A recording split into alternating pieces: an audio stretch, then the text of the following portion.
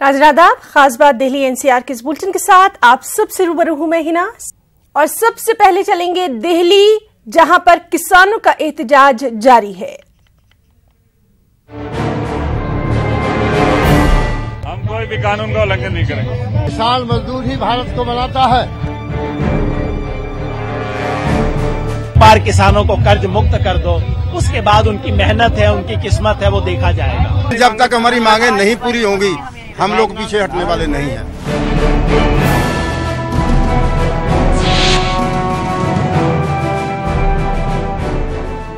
जी हां, दिल्ली में अन्नदाता यानी किसानों के एहतजाज में अपोजिशन लीडरों का जमावड़ा भी दिखाई दे रहा है। राहुल गांधी, शरद यादव, सीताराम येचुरी, अरविंद केजरीवाल और डॉक्टर फारूक अब्दुल्ला ने किसानों के इस एहतजाज में शिरकत की है। कांग्रेस सदर राहुल गांधी ने किसानों के हवाले से मोदी हुकूमत के रवैये और पॉलिसीज की सख्त नुक्ताचीनी की है। उन्होंने कहा कि मुल्क के किसान और नौजवान मरकजी हुकूमत से नाराज हैं, परेशान हैं। राहुल के मुताबिक किसानों और नौजवानों का मुद्दा अहम है। उधर दिल्ली के वज़ीर आला अरविंद केजरीवाल ने भी रैली से खिताब किया। उन्होंने स्वामीनाथन कमीशन की सिफारिशात नाफिज करने का मुतालबा किया। साथ ही कहा कि किसानों का सभी कर्ज माफ होना चाहिए और उन्हें फसल की पूरी कीमत मिलनी चाहिए। उधर कांग्रेस सदर राहुल गांधी ने इस मौके पर क्या कुछ कहा है, जरा सुनते हैं। आज हिंदुस्तान के सामने दो बड़े मुद्दे हैं। एक मुद्दा हिंदुस्तान के किसान के भविष्य का मुद्दा और दूसरा हिंदुस्तान के युवाओं का रोजगार का मुद्दा। ये दो मुद्दे हिंदुस्तान के सामने हैं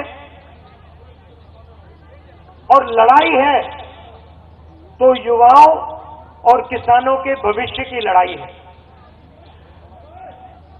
पिछले 4.5 साल में नरेंद्र मोदी जी ने, बीजेपी ने 3.5 लाख करोड़ रुपए हिंदुस्तान के 15 सबसे अमीर लोगों का कर्जा माफ किया है और 12.5 लाख करोड़ रुपए जिसे Narendra Modi ji, Arun Jaitley ji non performing asset कहते हैं, उनका आने वाले समय में वो कर्जा माफ करना चाहते हैं।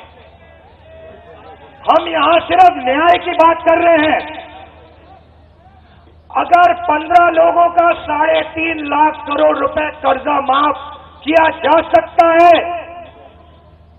तो हिंदुस्तान के करोड़ों किसानों का कर्जा माफ किया जाएगा।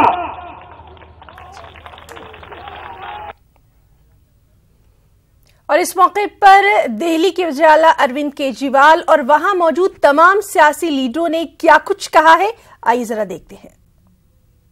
शास्त्री जी ने नारा दिया था, जय जवान जय किसान।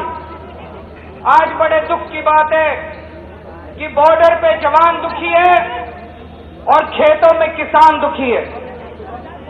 आप सब लोगों को पूरे देश भर के कोने कोने से हजारों मील चल के दिल्ली में अपनी मांगों के लिए यहां पे प्रदर्शन करने के लिए आना पड़ा। ये बेहद दुख की बात है। भारतीय जनता पार्टी ने पिछले चुनाव के पहले किसानों को जितने वादे किए थे उन सारे वादों से भारतीय जनता पार्टी मुकर गई।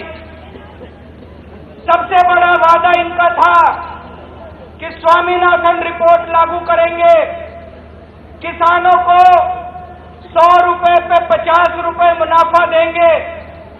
अगर 100 रुपए लागत आती है तो उसकी 150 रुपए कीमत होगी, 50 रुपए मुनाफा देंगे। कहा था कि नहीं कहा था नरेंद्र मोदी जी ने? पूरे देश भर के अंदर घूम घूम के कहा था उन्होंने। दोस्तों, दुख की बात यह है कि अब सुप्रीम कोर्ट में भाजपा की केंद्र सरकार ने एफिडेविट दायर किया है, हलफनामा दिया है, वचन पत्र दिया है कोर्ट में, सुप्रीम कोर्ट में, कि हम स्वामीनाथन आयोग लागू नहीं कर सकते।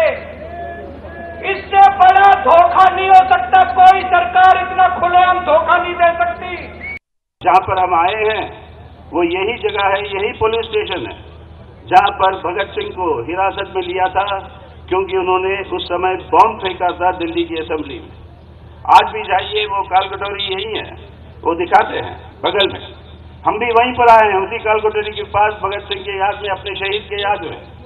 ब्रिटिश हुकूमत के लिए वो बम फेंककर एक बहरी सरकार को सुनाने के लिए बम की आवाज की जरूरत थी, वो बात भगत सिंह ने कहा। आज का किसान और आपके साथ हम सब लोग इस अपने आज की आजाद हिंदुस्तान की सरकार से कह रहे हैं, अगर आज देश का अन्नदाता का बात नहीं सुनोगे, बॉम्ब से भी बड़ा पटाखा होगा जो इस देश के हमारे अधिकार होगी हमारे हाथ में जो वोट का, उससे जो है सरकार को ही हटा देंगे। Two things are a big issue. One is the youth and another is the farmer. This has to be a major thing that the new government will have to take into account, how to improve the question of farmers' problem and the problem of the youth.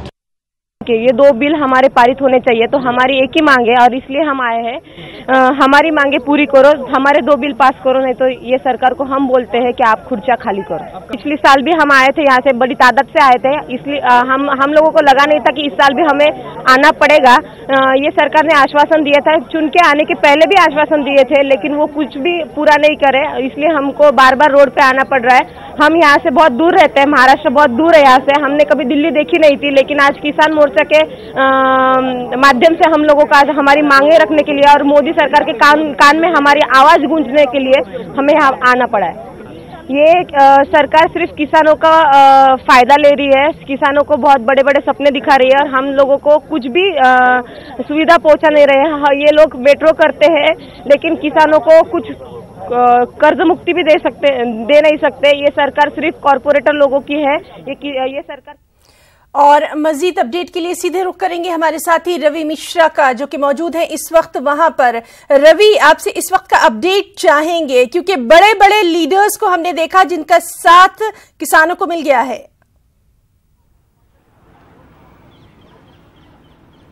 बिल्कुल हिना, आपको बताना चाहूँगा कि ये rally अब समाप्त होने की कगार पर है और सभी जो आला नेता हैं जो इस मंच पर मौजूद थे वो अब धीरे धीरे करके जा चुके हैं।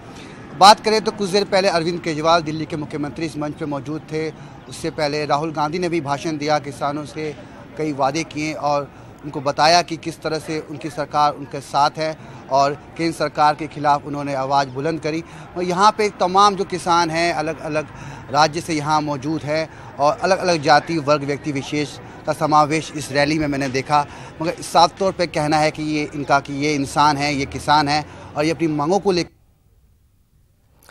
तो नाज़रीन, हम बात कर रहे हैं दिल्ली में जिस तरह से किसानों की बड़ी रैली जारी है और उसमें तमाम अहम लीडर राहुल गांधी, फारूक अब्दुल्ला, सीताराम येचुरी और साथ ही साथ केजरीवाल, शरद यादव।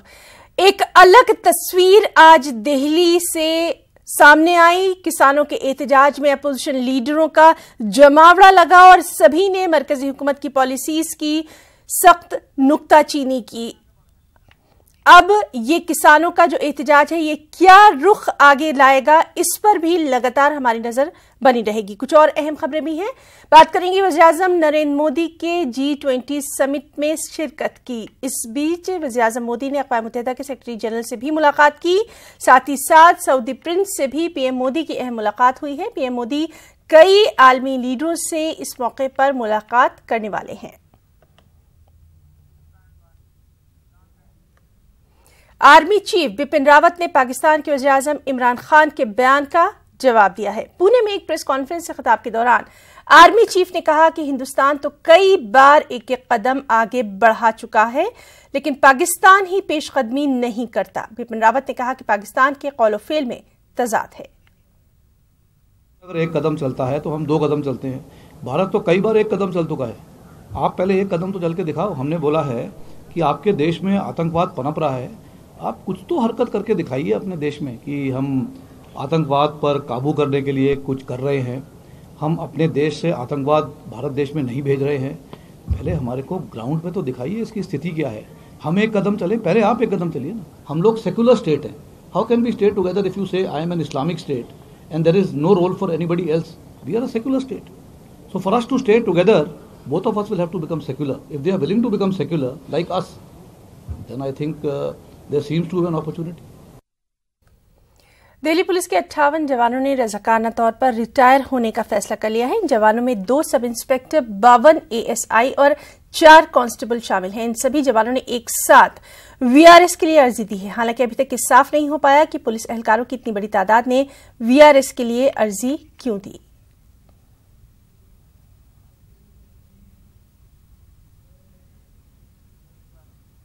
नाज़रीन, हम आपको बता दें कि काफी अहम खबर, चौंकाने वाली खबर आई जब दिल्ली पुलिस के 58 जवानों ने रज़ाकाना तौर पर VRS का यानी खुद रिटायर होने का फैसला कर लिया। और इन जवानों में 2 sub inspector, 52 ASI, 4 head constable शामिल हैं। इन सभी जवानों ने एक साथ ये फैसला क्यों किया है, ये मामला अभी साफ नहीं हो पाया है।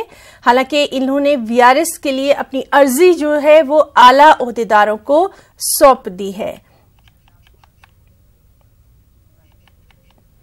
गाजियाबाद से खबर है, जहां एक होटल में एक लड़का और एक लड़की ने जहर खा लिया। दोनों को अस्पताल ले जाया गया, जहां डॉक्टर्स ने लड़की को मुर्दा करार दे दिया। पोस्टमार्टम रिपोर्ट के बाद ही कुछ तस्वीरें साफ हो पाएंगी। दोनों की कुछ दिन पहले सगाई हुई थी। बताया जाता है कि दिल्ली के रहने वाला सुबोध लड़की के साथ 2 दिन से गायब था। मेरे से ये दहेज मांग रहे हैं, मैं पटनी लगाती हूँ, मैं 20 साल। आप लड़की कौन है आप? मैं अपनी मम्मी हूँ, मैं उसकी बेटी की। मेरी लड़की को जाता था, 30 दिन लेके आता था। दहेज के मारे में लड़की जहर दे के मार दी इन्होंने। लड़की को भगा के परसों का बुध वाले दिन शाम को लाया मंदिर के नाम से जी, और फिर कह रहे मंदिर से हम आ रहे हैं और दहेज का ही चक्कर है जी, करना ही ना चाहते थे जी। और वह का फिर सारी रात फोन करा, नो मंदिर से आ रहे हैं, मंदिर से आ रहे हैं, मंदिर से आए हैं नहीं। और अब सवेरे हमने सारी रात जग रहे हैं, सवेरे फोन मिलाया तो कह रहे हमने जहर खा लिया। प्रदेश में इंतखाबात के बाद EVM की सिक्योरिटी के मामले पर सियासत तेज हो गई है। कांग्रेस EVM पर सवाल खड़े कर रही है, वहीं बीजेपी का कहना है कि इंतखाबात के बाद रोना कांग्रेस की आदत बन गई है। एक रिपोर्ट।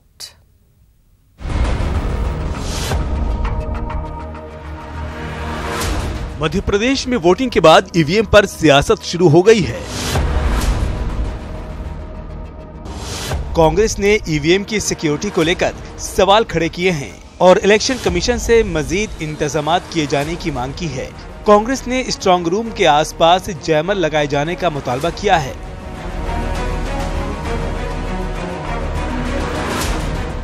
जो कंट्रोल यूनिट है उसमें हस्तक्षेप किए जा सकने की आशंकाएं ज़बरदस्त तरीके से बलवती हो रही हैं। इसमें एक बहुत ही सस्ते तरीके, टेक्निकली बहुत सस्ते तरीके से हमारा जो है इलेक्शन कमीशन से ये मांग है कि वो जहां पर स्ट्रांग रूम है उसके आसपास और जहां पर काउंटिंग होगी वहां के आसपास वो जैमर्स लगाए जाएं, कम से कम 100 मीटर के। EVM सिक्योरिटी पर कांग्रेस के इल्जामात पर बीजेपी का कहना है कि कांग्रेसियों की मांग को पूरा करने में कोई दिक्कत नहीं, क्योंकि हार के बाद रोना इनकी आदत है। हार की हताशा से उपजी कुंठा में तमाम आरोप चुनाव आयोग पर भी लगाएंगे, EVM पर भी लगाएंगे, मशीनरी पर भी लगाएंगे। हमें कहीं कोई दिक्कत नहीं है। EVM में को लेकर जो सतर्कताएं, सावधानियां चुनाव आयोग को इनके कहने पर बरतनी है वो जरूर बरतें। जो उपाय उनकी मन की संतुष्टि को किए जाने वाले हैं EVM मशीन को लेकर जरूर करें, क्योंकि नहीं तो जो बुरी तरह हारने वाले हैं उसको लेकर फिर ये EVM पर रोना रोएंगे। EVM को लेकर ये सवाल पहली बार नहीं उठ रहे हैं। अपोजिशन जमातें EVM पर सवाल उठाती रही हैं।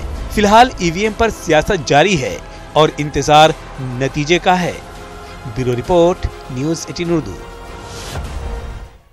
मध्य प्रदेश में नरसिंहपुर जिले की चारों असेंबली हलकों की तमाम EVM मशीनों को सख्त सिक्योरिटी के बीच रखा गया है। जराई मंडी में बनाए गए स्ट्रांग रूम के बाहर सिक्योरिटी के पुख्ता बंदोबस्त किए गए हैं। जिला पुलिस एहलकारों के साथ फौजी जवानों को भी तैनात किया गया है।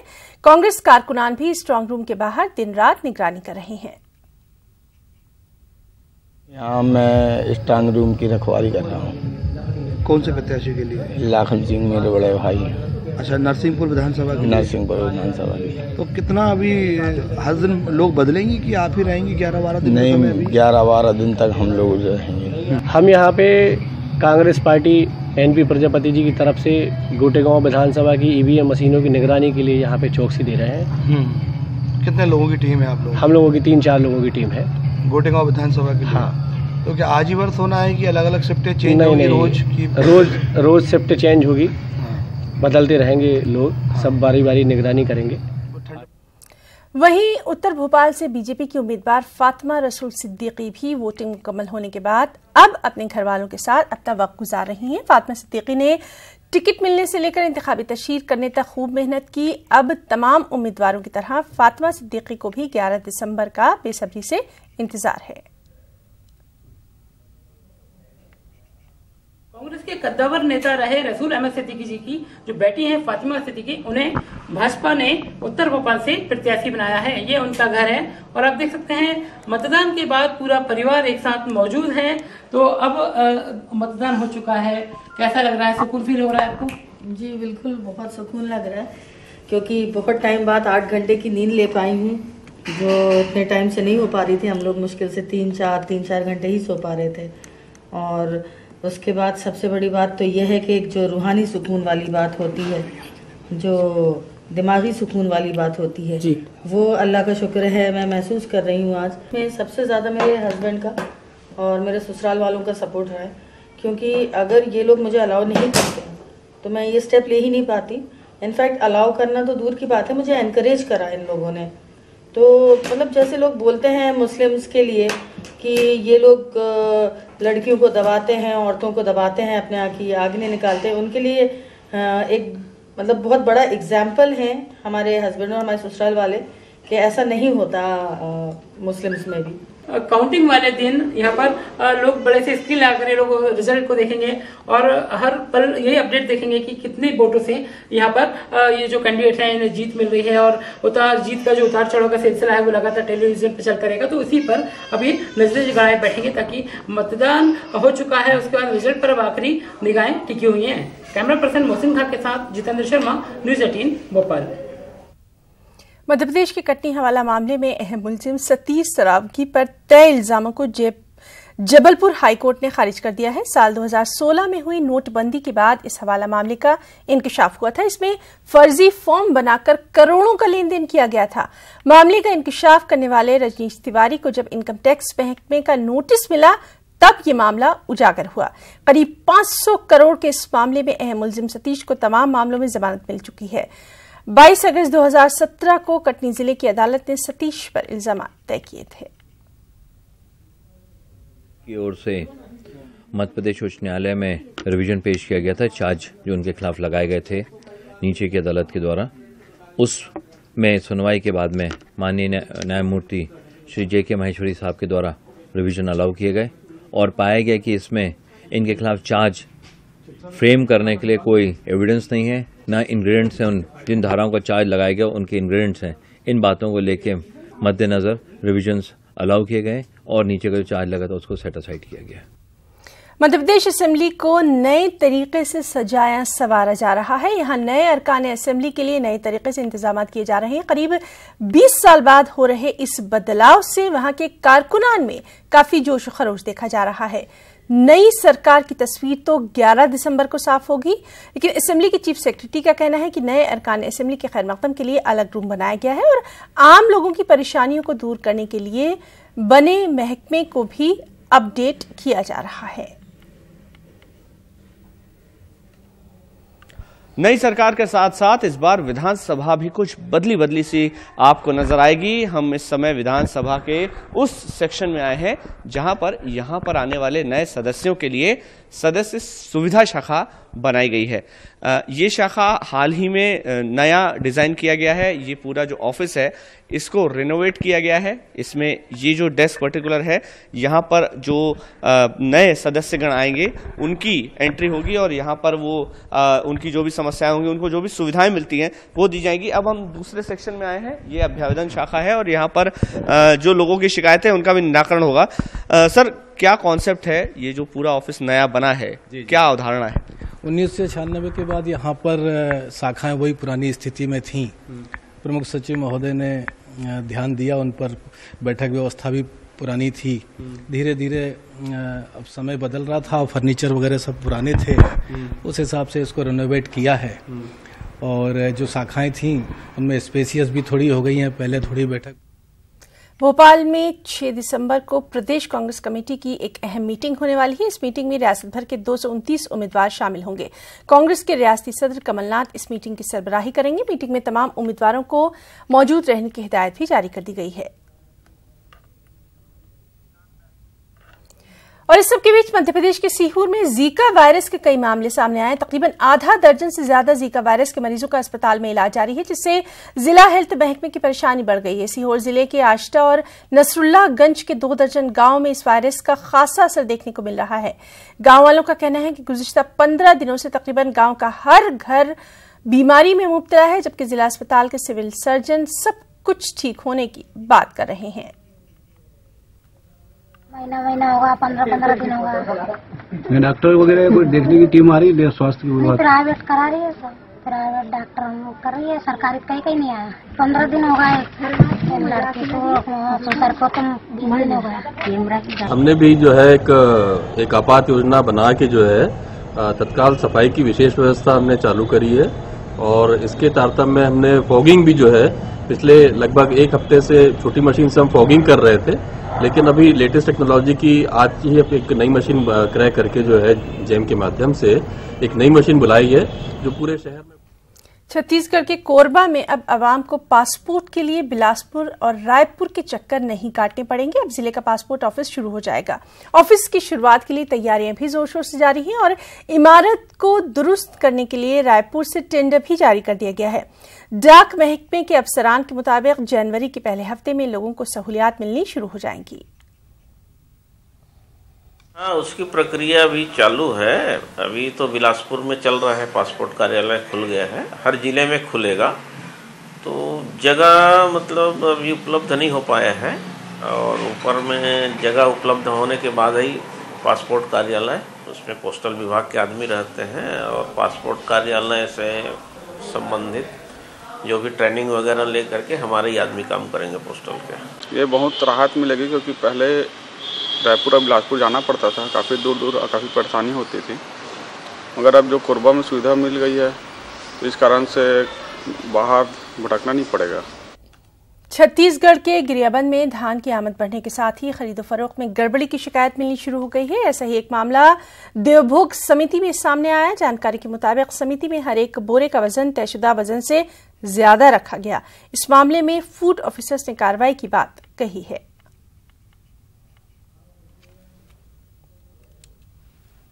कहीं 200-300 ग्राम ऐसे आगे पीछे हो रहे ना हो, वो झरती सूखती वगैरह में थोड़ा मोड़ा आगे पीछे हो जाता है। हाँ। इसीलिए उसको अन्यथा लेने का नहीं है। बस वही बोलूँगा। और जो साहब लोग जो निर्देश उसका पालन करूँगा। इलेक्ट्रॉनिक कांटा का उपयोग नहीं किया जा रहा है। 2 ठो कांटा तो वर्तमान के लिए है, लेकिन उसको चार्ज में दे दिए गए हैं, इसलिए यही कांटा चल रहा है। उसके लिए भी उच्च महोदय जी ने मेरे को कहे हैं, तो उसको भी पालन किया जाएगा। और सभी जगह इलेक्ट्रॉनिक कांटे बाट से ही तौल किया जा रहा है, किंतु देवभोग में मुझे पहला मौका देखने को मिला यहाँ पर मैनुअल कांटा बाट से तौल किया जा रहा है। मैंने जो समिति जो उपार्जन प्रभारी है उनको स्ट्रिक्टली निर्देश किया हुआ है कि अगली बार से आप मैनुअल कांटा बाट के बजाय आप इलेक्ट्रॉनिक कांटा बाट से ही तौल करोगे। सर, जो ज्यादा धान पाया गया बोरों में, आधा किलो के लगभग आप बता रहे हैं, तो उसको लेकर क्या कार्रवाई करेंगे? इस पर बिल्कुल नियमानुसार सख्त से सख्त कार्रवाई की जाएगी। तो इस बुलेटिन में फिलहाल इतना ही। ताज़ा खबरों के लिए आप लॉगिन कर सकते हैं हमारी वेबसाइट news18urdu.com पर। आदाब।